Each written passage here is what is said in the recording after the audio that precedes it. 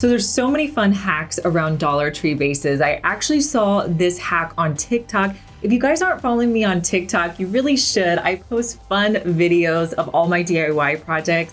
My name on TikTok is Liz Fenwick DIY. But this project I saw, so you just need to get a clear glass container from Dollar Tree. You could really use any one you wanted. I got the round one. And then you're also going to want to get the clear stones that they sell at Dollar Tree. Next, you're going to take your hot glue gun and start putting the stones all around the edge. Now, I have to say, whenever I was doing this project, I really liked the way it looked clear. So I definitely think you could have this sitting out looking clear. Like, you really couldn't tell that I used hot glue underneath, and I thought it looked kind of cool.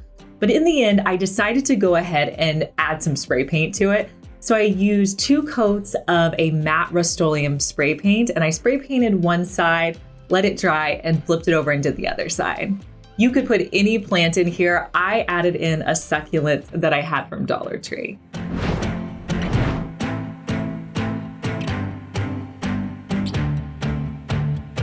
So you guys have probably seen this twist candle DIY.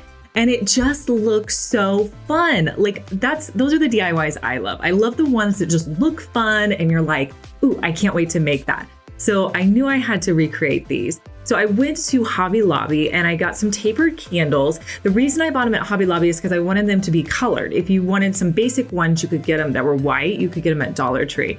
So I got the tapered candles from Hobby Lobby and I picked my colors, which are blues and greens. I ended up buying 5 of these candles. So here's how you do this. It's pretty easy. So you want to get pretty warm water. The first time I did this, I used like a lukewarm water. It wasn't warm enough. So I went to hot water and put it in my container, and then it worked okay. So I put hot water in my container, then you're going to submerge all of your candles in there for about 15-20 minutes. Next, you're gonna take out one candle. You're gonna know if this candle is ready because it's gonna be pliable. You're gonna be able to mold it. Next, you're gonna need some kind of rolling pin. I just had a little dowel rod, so that's what I used. And I flattened out my candle on either side. Next, you're going to take your candle and you're going to twist it. Now, some of them I twisted one time, some I twisted a little bit more, but it's totally personal preference. After you get the candles the way you want, you're going to put them in cold water so it just kind of hardens them up again. Now, I will say when you do this project, buy a couple of extra because I bought 5 candles and only 3 survived. One of them just snapped, actually 2 of them just completely snapped in half and didn't work. Maybe I wasn't patient enough with it. I don't know. So I would buy a couple of extras when you're doing this, but here's how these look on my mantle.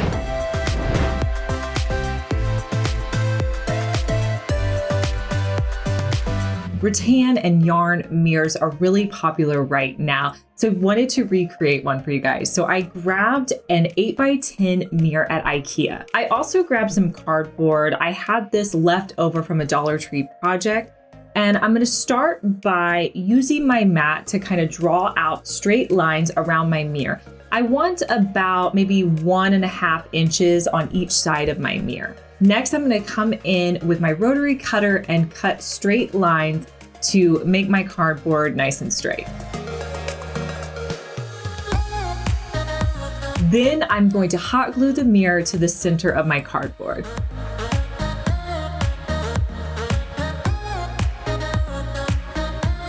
I decided I wanted to use macrame around the edge and I wanted it to be braided. So what I did was I cut off really long pieces and I cut off 6 pieces. And then once I got the long pieces cut off, I taped them down to my craft table. Then I'm gonna take 2 strands for each of my braid and I'm just gonna do a basic 3-strand braid. Sorry, I'm kind of sounding like my old hair channel because we used to do 4-strand and 5-strand braids. So yeah, you're just gonna do a basic braid.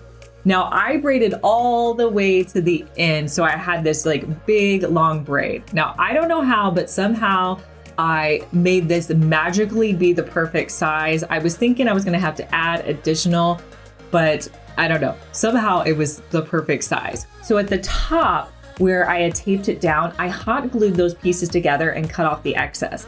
And then I started by hot gluing it closest to the mirror, wrapping it around. Once I got the first layer onto my mirror, I wanted to wrap around a second layer. Now, as I was doing that, I had to cut off some of the cardboard because I didn't account for how long the braid was going to be. So as I went on the second layer, I cut off some extra cardboard. And as you can see, I had just enough to wrap it around the back and hot glue the excess in place.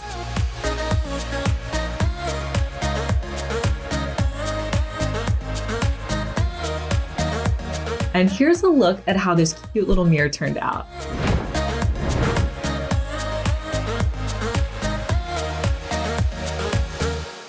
Hey guys, I'm Liz and you're watching my second DIY channel where I post daily DIY videos. You may be familiar with my main channel, Liz Fenwick DIY, but I'm glad that you found me over here on my second channel. Make sure that you're subscribed so you just get notified every day when I post our daily DIY video.